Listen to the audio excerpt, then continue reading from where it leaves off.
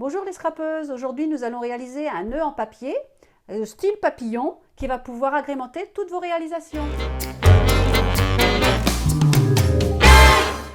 Alors dans un premier temps, vous allez faire votre fond avec 3 mémentos.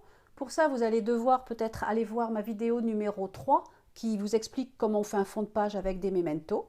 Vous avez besoin également d'un cutter, d'une règle et puis de l'un des appareils de l'outil enveloppe. A tout de suite. Donc dans un premier temps, nous avons besoin de deux bandes de 2 cm et demi, 2 cm et demi, 2 cm et demi. Je refais exactement la même marque plus bas. 2 cm et demi, 5. Je vais couper mes deux bandes avec mon cutter.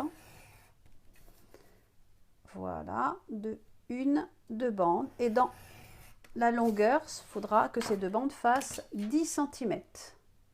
Donc je fais un premier repère à 10 cm, un second, et je coupe de l'autre côté.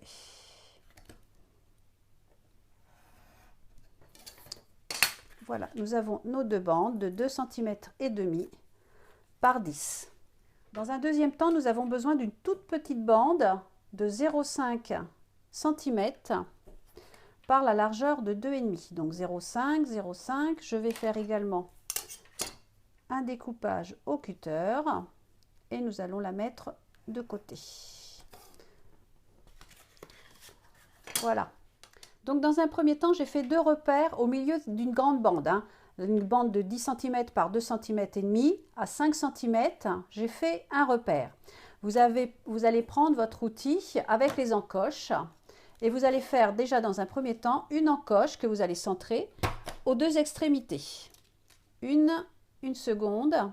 Puis nous allons faire des encoches par rapport au repère que l'on vient de faire. Alors, une première encoche et une seconde de l'autre côté. Voilà dans un premier temps ce que cela donne.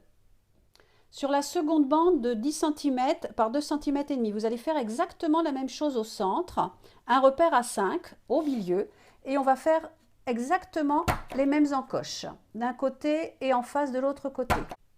Donc cette fois-ci, nous n'allons pas faire l'encoche en bout comme le morceau précédent, mais on va faire les encoches de cette façon. Alors, on se pose comme ceci et on va faire l'encoche d'un côté et on va faire la même chose de l'autre côté. En face, voilà. Vous voyez, je l'ai déjà fait aux deux extrémités. Donc voilà, nos deux bandes sont terminées. Alors, vous allez prendre un ciseau et grâce à ce ciseau, on va amorcer l'arrondi de cette bande. Et puis, avec un petit peu de colle, nous allons coller cette bande de cette façon-là.